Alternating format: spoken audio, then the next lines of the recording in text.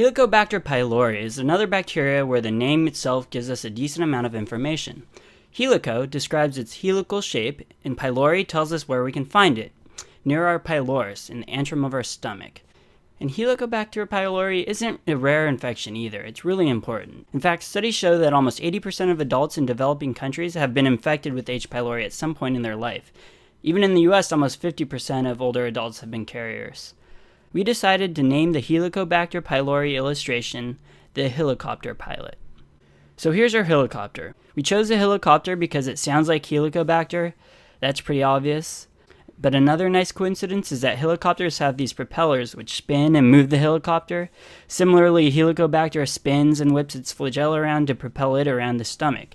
So H. pylori is modal. Now we'll draw our pilot, who's cleaning the window. I guess we're illustrating the less fun parts about being a helicopter pilot. There are two things here, though. We gave him a similar curly mustache to Vibrio and Campi. Again, these are the three curved negative rods. But remember, Helicobacter is more helical. The other thing we see here is the ammonia bottle, representing that it's urease positive.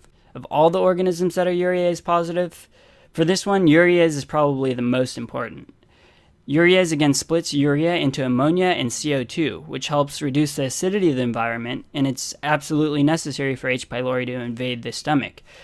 So it's a target of two important screening tests. The first is the urea breath test.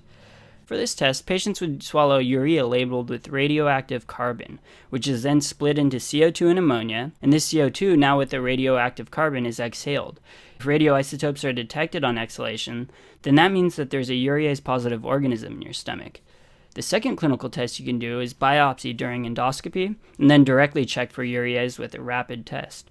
So in summary, H. pylori is urease positive. Next, we'll also show that it's oxidase positive, so we'll give our pilot the familiar oxidase positive blue ring. All of the curved rods are oxidase positive. Here we have all three dudes lined up side by side with their mustaches and their blue oxidase positive rings. H. pylori also causes ulcers. Roughly 95% of all duodenal ulcers are caused by H. pylori. So if a question stem says duodenal ulcers, then it's a safe assumption that it's H. pylori you're dealing with, and you should treat the infection. The mechanism by which the infection causes ulcers is not really understood, but it's suggested that chronic infection causes increased acid production by either reducing somatostatin or increasing production of gastrin. Anyway, to represent ulcers, we'll add some bullet holes in the side of the helicopter. Their rough borders and punched out center look a lot like ulcers. So if you don't treat them, they are at risk for developing conditions more worrisome than just ulcers. Specifically, they're at risk for developing adenocarcinoma of the stomach, and in fact, almost half of gastric adenocarcinomas are linked to H. pylori. In astrology, the sign for Cancer is a crab, so we'll draw a crab on the side of the helicopter, and this again represents increased cancer risk. Aside from adenocarcinoma, a patient can also develop lymphoma of the mucus-associated lymphoid tissue, or MALT, and the lymphoma is referred to as a maltoma.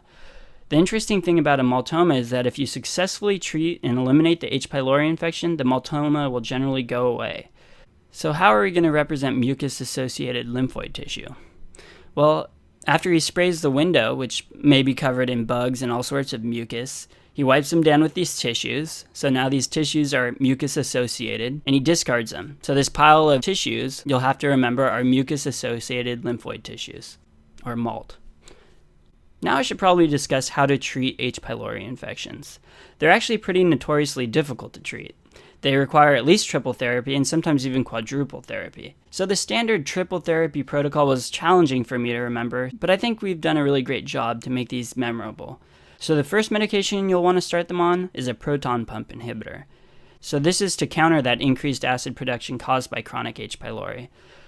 To represent proton pump inhibitor, we'll draw this gasoline pump going to the helicopter. However, the hose from the pump is being squished and blocked by this bomb. The bomb has an H+ written on it because it's a proton bomb. So it's a proton bomb inhibiting a pump, or a proton pump inhibitor. Additionally, we made the backed up pump look like a duodenum with leaking ulcers, just to remind you that the ulcers most commonly occur in the duodenum. The second treatment in this triple therapy is represented by this ammo box. What's an antibiotic that starts with ammo? Yep, it's amoxicillin. So that's 2. Now the third and final treatment is a macrolide. So we'll draw our macrolide crows, and the standard treatment protocol actually says clarithromycin specifically. So we'll add a macrolide crow standing on top of a sign that says keep clear. This clear should help trigger your memory for clarithromycin. So again, if someone is colonized with H. pylori, you'll want to treat them with a PPI, amoxicillin, and clarithromycin.